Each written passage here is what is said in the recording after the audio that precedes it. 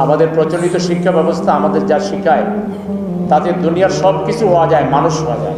এই যে আপনাদের হাতে আমাদের হাতে মোবাইল আছে, এই মোবাইলই হইল সকল পাপের প্রশিক্ষক। আগে একটা সিনেমা দেখতে গেলে বহু দূরে হাইটে গিয়া কেউ দেখে ফেলতেছে কিনা লুকোচুরি করে হয়তো একজন সিনেমা দেখেছে। এখন আপনি কত প্রকার সিনেমা দেখতে চান, আপনার হাতের মুঠোয়, আপনার পকেটের মধ্যে সেই সিনেমাগুলো আছে।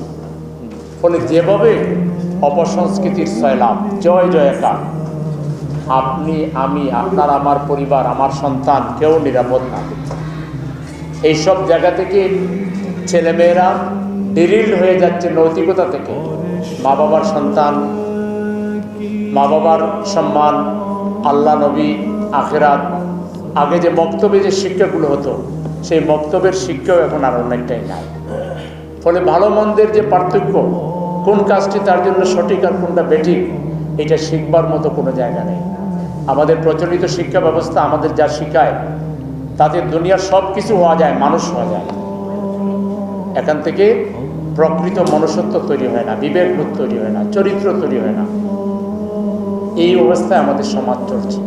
আগে ধর্মীয় আলোচকগণ, আমাদের হযরত উলামায়ে কেরাম, হাফেজ সাহেবগণ, তারা মসজিদে খুতবা দিতেন, ওয়াজ করতেন। এর বাইরে সামাজিক ক্লাব, সংস্থা, সংগঠনের উদ্যোগেও বিভিন্ন তাফসীর মাহফিল, ওয়াজ মাহফিল, যুব সমাজকে নিয়ে বিভিন্ন সিরাতুন নবী সাল্লাল্লাহু আলাইহি ওয়াসাল্লাম মাহফিল হতো। গত কয়েক বছর থেকে এই মাহফিলের উপরও 140 রিপোর্ট জারি করা হয়েছে। আমরা এই প্রেজেন্ট গভর্নমেন্টের সময় দেখি যে বিভিন্ন মসজিদের খতিবের মাইক ফেলে নেওয়া, বিভিন্ন জায়গায় ওয়াজ মাহফিলে দেখি যে বিভিন্ন দলের নেতারা উঠে তারা ওয়াইজিনদেরকে অপমানিত করেন, তারা নাকি রাজনীতি করে। ধর্মীয় কথাকে, নীতি নৈতিকতার কথাকে রাজনীতি বলে চালাই দেয়া তারা একচেটিয়াভাবে অপসংস্কৃতি এবং জাহিলিয়াতের প্রভাবকে সমাজে বৃদ্ধি করার জন্য তারা চেষ্টা চালিয়ে যাচ্ছে। এর মোকাবেলায় দেখবেন সুন্দরী প্রতিযোগিতা হয়, বিভিন্ন খেলার প্রতিযোগিতা হয়, এবং এগুলোতে অপসংস্কৃতিকে ছড়িয়ে দেওয়া হয়।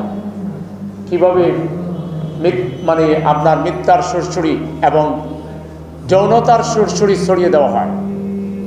এই জায়গায় ছাত্র, তরুণ, যুবক সবার চরিত্র গঠন করার জন্য তেমন কোনো